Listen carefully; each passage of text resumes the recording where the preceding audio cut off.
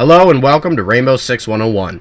Throughout the course of this class, I'll be teaching you how to properly use all the operators available to you in Tom Clancy's Rainbow Six Siege, including strategies and inside knowledge as well as how to coordinate with your team based on the operator you have selected.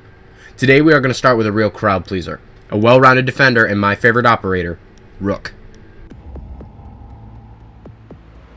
I trust that the ceramic trauma plate I'm wearing will stop a .357 Magnum round traveling at 490 meters per second.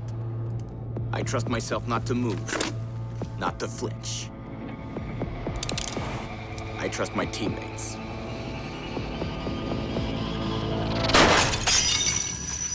And they trust me.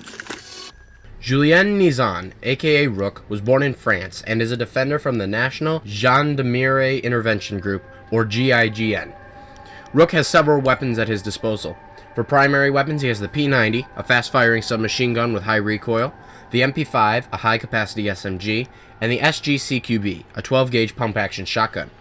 For secondaries, he can use the LFP-586, a high-damage revolver, and the P9, a semi-automatic pistol favored by the GIGN. Rook can also choose the Deployable Shield, a placeable barrier that blocks incoming fire, or Barbed Wire, which can slow down enemies. It is up to you what weapon combinations you like best. However, I prefer the MP5, LFP-586, and the Deployable Shield as my go-to loadout. Like all operators, Rook has a special ability. His ability matches his playstyle, which I will cover in a minute. Rook's ability is the R1N Rhino Armor. When activated, he places down a bag of armored vests that his team can pick up and use. This provides all team members with an extra armor tier when taking damage to the chest. Rook has the highest armor of any operator. His armor level exceeds the tier 3 shown in the game. As a result, Rook is a very difficult operator to kill.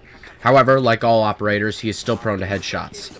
His heavy status also makes him very slow, and for that reason, Rook is a dig-in defender.